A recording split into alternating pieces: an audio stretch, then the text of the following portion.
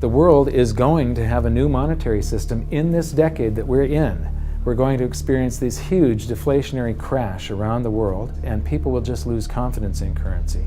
And what do they always go back to throughout history? Time after time, for the last 5,000 years actually, they always go back to gold and silver. We are entering a period of financial crisis that is the greatest the world has ever known. The wealth transfer that will take place during this decade is the greatest wealth transfer in history. Wealth is never destroyed, it is merely transferred, and that means that on the opposite side of every crisis there is an opportunity. The great news is that all you have to do to turn this crisis into your great opportunity is to educate yourself. I believe that the best investment that you can make in your lifetime is your own education. Education on the history of money, education on finance, education on how the global economy works, education on how all of these guys, the central bankers, the stock market, how they can cheat you, how they can scam you. If you learn what is going on and how the financial world works, you can put yourself on the correct side of this wealth transfer. Winston Churchill once said that the further you look into the past, the further that you can see into the future. This program is all about creating your own crystal ball, being able to gaze into the future, being able to change this crisis, the greatest crisis in the history of mankind, into your great opportunity.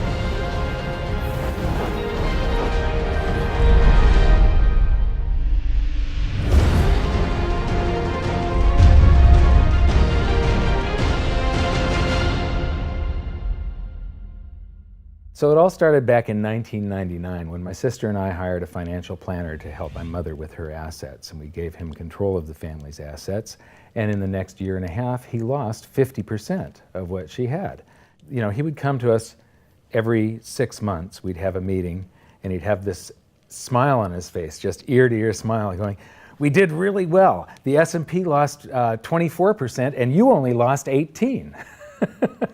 And so I fired him and I moved all of her assets to cash, and I dove into studying the financial markets, which led me into studying the economy. And when you start reading about the global economy, the people that are concerned with trade deficits and budget deficits, it's the hard money advocates, the gold community.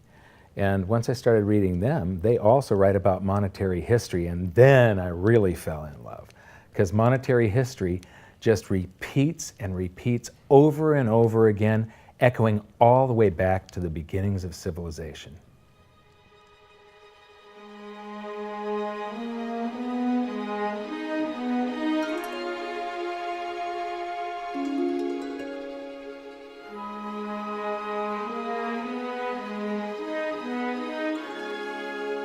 Gold and silver have been the predominant currencies for about 5,000 years, but it wasn't until somewhere between 680 BC and 630 BC that they became money. That's when they were minted into coins of equal weights somewhere in Lydia, where each coin was the same size and had the same weight. This made them interchangeable. It's called fungible. At that point, they became useful as a unit of account, a measurement. You could price a good or a service in those gold or silver coins in a certain number of them. And it was always the same for anybody whenever they were buying that good or service. But it wasn't until they made their way to the world's first free market society, the prototype of democracy, the cradle of civilization, Athens, that they exploded in use. Suddenly, money found its natural home, the free markets. Athens was the first society to have a working tax system and free markets. This enabled them to rise to the pinnacle of civilization. Their prosperity allowed them to create great works of art and achieve a level of architecture and engineering that the world had not yet seen. Here we are 2,500 years later, and people are still in awe of their achievements. It was truly a fantastic period in human history, and the Athens star shone brightly for many years. So this begs the question, what went wrong? how did such a great and powerful civilization fall? The answer lies in the same pattern that we see throughout history: too much greed and too much war. It was when the Athenians got involved in the Peloponnesian Wars, a war with Sparta, that their monetary problems began. First, they lost access to their gold and silver mines. They were also paying armies that were on foot, and they were miles and miles away from Athens. So as they pay their armies to buy goods and services from the local populations, a deflation occurs in Athens because they're sending all of their coinage out of the city. Then they started debasing their coinage to pay for the war. If you take in 1,000 coins in taxes, and then you melt those down, those gold coins, and you mix 50% copper into your gold, now you can mint 2,000 coins. So if you take in only 1,000 coins, but you spend 2,000 coins, what is that called? That is deficit spending. Athens began to do that during this war with Sparta. They also had these great public works, which were very expensive, and they finished the Temple of Athena Nike during the truce in the middle. There was a 6-year truce in the middle of this 27-year war. So they didn't stop their great public works and allow their market economy to heal from the expense of this war. As they debased their coinage, people would take the new debased coins at face value at first, until there were a whole bunch of those. And there's something called Gresham's Law, where people tend to save to keep the thing that's rare, and they spend the thing that's common into circulation first. So all of the gold and silver coins started to disappear from circulation and become quite rare, and it was just these copper coins. Suddenly, it took a whole bunch of copper coins to buy a gold or silver coin, one of those old gold or silver coins. This is the first time that gold or silver ever had a price. Before that, everything was measured in a weight of gold and silver. So a large factor in Athens' downfall was the expense of war, the expansion of empire, the debasement of their currency, the eventual inflation that was caused. You know, they minted these coins until they became nothing but flecks of copper. This was actually the world's first hyperinflation. And what it did was it financially debilitated Athens to the point where in 404 BC they surrendered to Sparta. And eventually they became nothing but a satellite of Rome. The thing that amazes me is how history just keeps on repeating and repeating and repeating, and we never learn from all of our stupid mistakes. We just repeat the same stupid mistakes over and over and over again. Today we are doing the same thing that the Athenians did that caused the loss of their great culture. We're doing the same currency debasement. We're doing the same deficit spending, and it's for the same reasons. It's for war, and it's for great public works. The interesting thing about the Peloponnesian War was how it started. I would say one of the interesting parallels is that it started really with Athens at its height and with a level of hubris that set them down the road towards ruin. Perhaps they felt that they were, superior, couldn't make a mistake. Exactly. They knew better. Exactly. And they ended up destroying their society as a result. It's a road that we're going down today, right? I think absolutely. Yeah. There was a play written shortly after the Peloponnesian Wars about the worthlessness of the copper flecks that were their coinage at the time. So we go from gold and silver, very high value money, to a currency that has a face value. And it's the first example that I can find in history where a war and great public works were being funded through deficit spending. What you've just seen is the first recorded example of one of the most predictable hidden secrets of money, the 7 stages of empire. It's a long-term cycle that echoes throughout history right to this very day, and is basically a societal pendulum that swings from quality money to quantity currency and back again to quality money. It always plays out in 7 stages. It always ends with gold delivering a knockout blow to debased currencies. And it goes like this. Stage 1. A country starts out with good money, which is either gold or silver, or it's backed by gold or silver. Stage 2. As it develops economically and socially, it begins to take on more and more economic burdens, adding layer upon layer of public works. Stage 3. As its economic affluence grows, so does its political influence, and it increases expenditures to fund a massive military. Stage 4.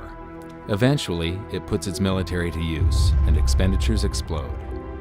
Stage 5. To fund the war, it steals the wealth of its people by debasing their coinage with base metals, or by replacing their money with currency that can be created in unlimited quantities. Stage 6. The loss in purchasing power of the expanded currency supply is sensed by the population and the financial markets, triggering a loss of faith in the currency. Stage 7. A mass movement out of currency into precious metals and other tangible assets takes place. The currency collapses, and gold and silver rise in price as they account for the huge quantity of currency that was created. This process transfers massive wealth to those who had the foresight to position themselves beforehand in real money, gold and silver. You know, our monetary system basically steals from the poor and middle class and transfers the wealth to the banks. We see this throughout history, and it's just repeating over and over again. What's happening in Greece right now is basically the same thing that was happening back in 407 BC. The deficit spending to fund all of these public works and the debasement of their currency supply caused them to become nothing but a satellite of Rome. Today, they're becoming nothing but a satellite of the banks. Well, the idea of Gresham's law is simply that people are going to hold on to what's value and spend what isn't valuable. Way back in my youth, I was 11 years old when we went from a silver-based monetary system to a purely fiat system. People saw that silver was money, they got used to it, they didn't really think about it. And in 1965, under President Johnson, he basically said, well, silver's too valuable to be money. We're going to just start putting out these substitutes, which were what we call cupro-nickel coins. They were nickel, they were copper plated with nickel at the time. And of course, the metal value was far less. And I understood that as a kid, and yet very few adults really seemed to get the idea of what was really going on. There were a few, and it only takes a few. And of course, the Gresham's law took effect, so the currency came out of circulation rapidly. It's very interesting to me, knowing monetary history fairly well, is they're always, put out in silver-looking or gold-looking form. I mean, in most cases, you'll have, in fact, they look rather interesting. I mean, some of them are like silver on the inside and gold on the outside with the look. They have no value at all, really, other than melt value of pot metal. To me, it's sort of at a subconscious level. Why are they making them gold-colored? Why are they making them silver-colored? I think there's an inherent knowledge in the human species that knows that gold and silver have value. So if they look in their pocket and they see something gold-colored or silver-colored, it gives them kind of a warm, fuzzy feeling. And it's like, oh yeah, but there's no value in these coins, really.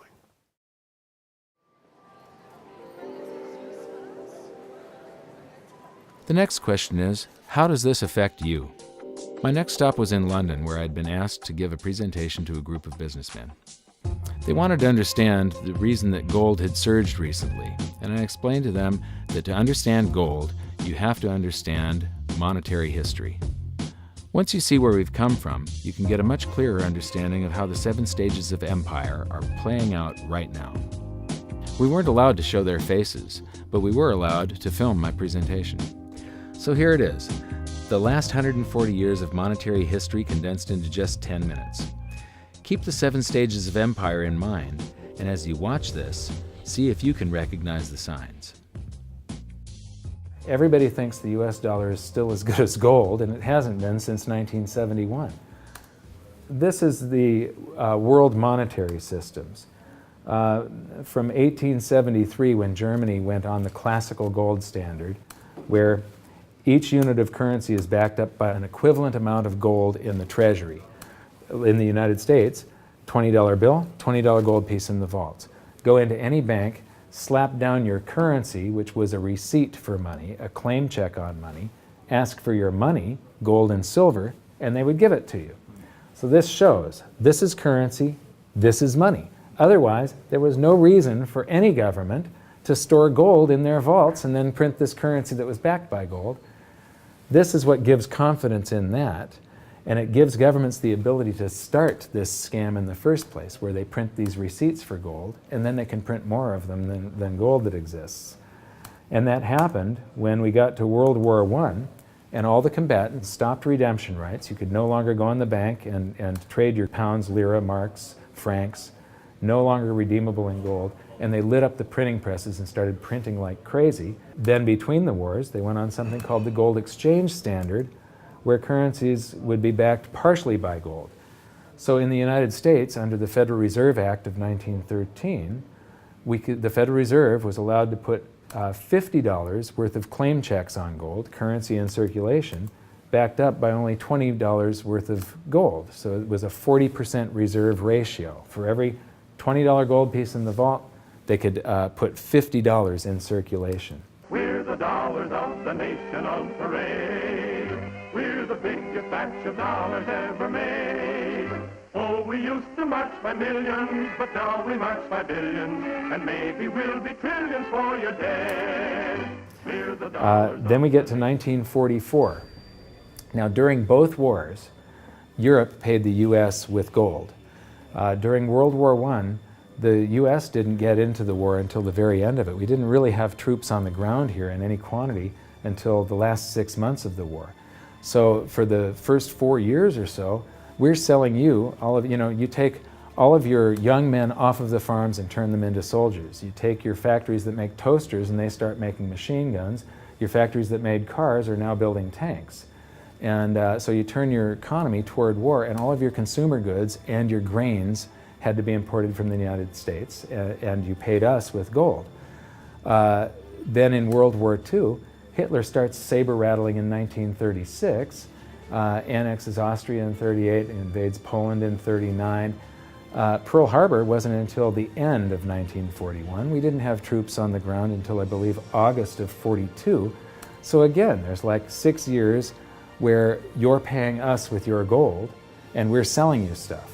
This is where Americans have this myth that war is good for the economy. War is good for the economy if you're not in it and you're selling them the tools of the trade. Yes, America's national income gets bigger and bigger. In 1943, it was $142 billion. That was double the 1939 figure, triple the figure for 1933.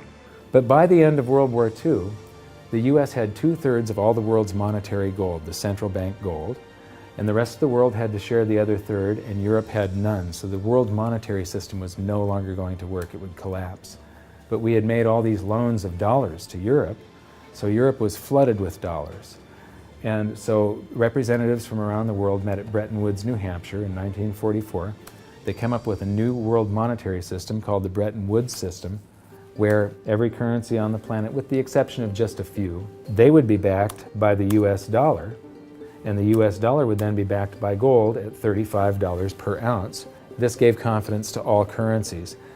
So this gave the world stability, and it pegged all the world's currencies to each other through the dollar to gold. So there was no such thing as the Forex. Currencies didn't float. The exchange rates were fixed year after year, and this helped to make world trade boom. Then the dollar standard starts because we kept on printing dollars. Under the Bretton Woods system, there was no reserve ratio established where the US actually had to have a certain amount of gold for how many dollars we created. So we had done a bunch of deficit spending for Korea, for Vietnam, for Johnson's Great Society, and expanded the currency supply, the amount of paper dollars in circulation, and exported them all over the world. And then in the 60s, Charles de Gaulle, president of France, realizes that we don't have the gold to back up the dollars. Le fait que beaucoup d'États acceptent par principe des dollars au même titre que de l'or entraîne les Américains à s'endetter, et à s'endetter gratuitement vis-à-vis de l'étranger, car ce qu'ils lui doivent, ils le lui payent avec des dollars qu'il ne tient qu'à eux d'émettre. Nous estimons nécessaire que les échanges internationaux soient établis comme c'était le cas avant les grands malheurs du monde, sur une base monétaire indiscutable et qui ne porte la marque d'aucun pays en particulier. Quelle base? En vérité, on ne voit pas qu'il puisse y avoir réellement de critères, d'étalons autres que l'or.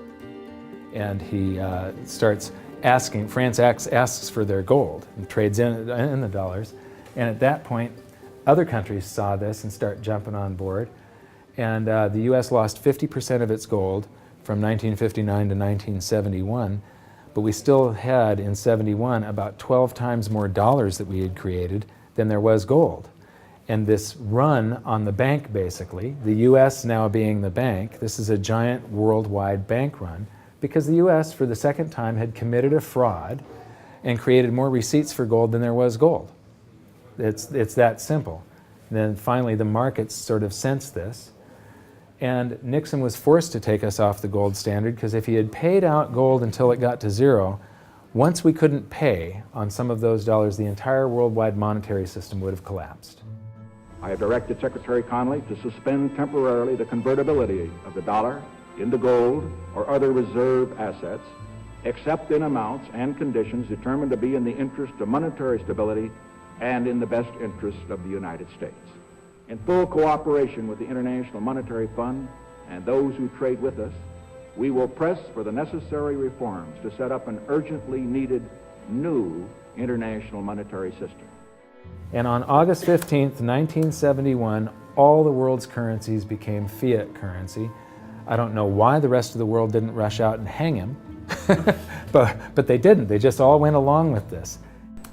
To our friends abroad, I give this assurance.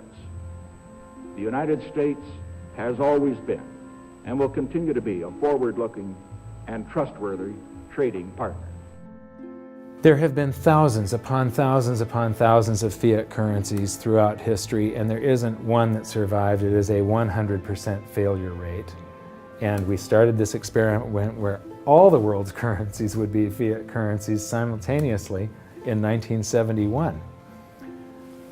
But what we have here, 30 to 40 years, different monetary system, 30 years, 28 years, 39 years plus, what's next? The world is going to have a new monetary system in this decade that we're in.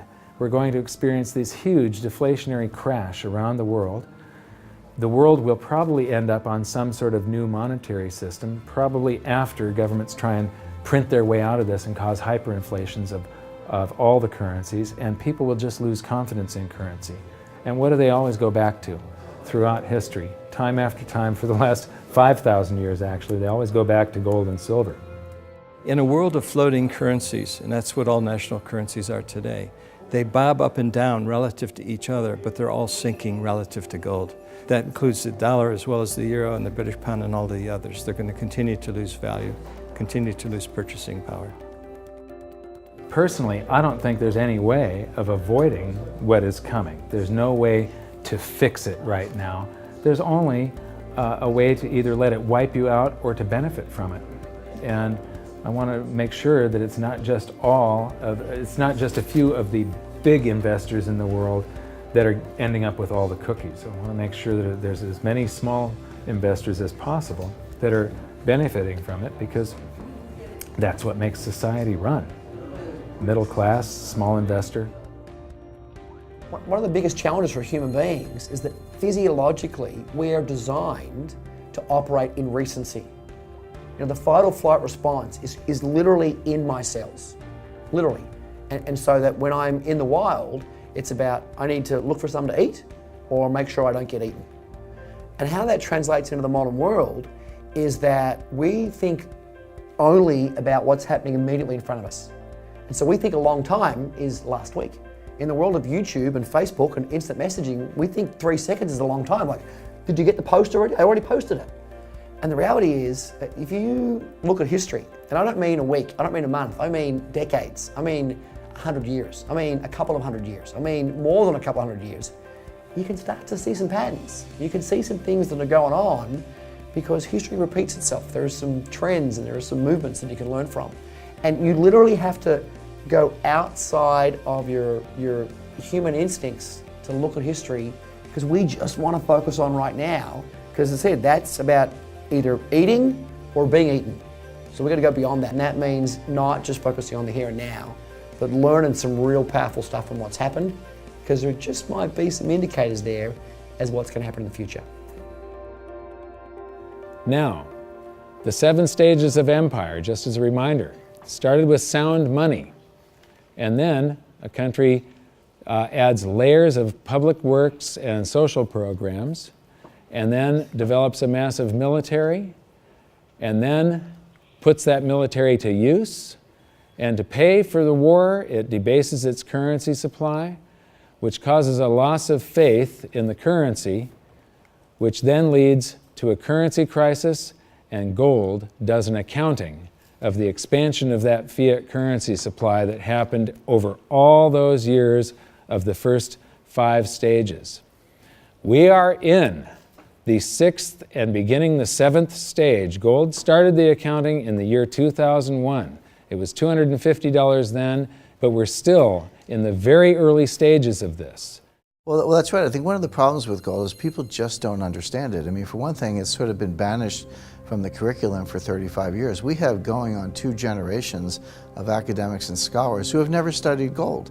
Unless you're a specialist in economic history, you can go back and look at it. Now, when I was in university and even when I was in graduate school in economics, we were still on the gold standard in some form. It was fairly attenuated, but when you studied the IMF and you looked at how they present the finances of a country and the breakdown of the reserves and the capital accounts, gold was a line item in the capital account, and you had to understand how it, what role it played and how it could equilibrate in terms of balance of trade. Well, that's gone. The IMF, Nixon went off the gold standard in 1971, and bright young economic students just don't understand gold. They think it's a joke, or they think it's maybe a commodity trade or a momentum trade. They don't understand that it really is money par excellence.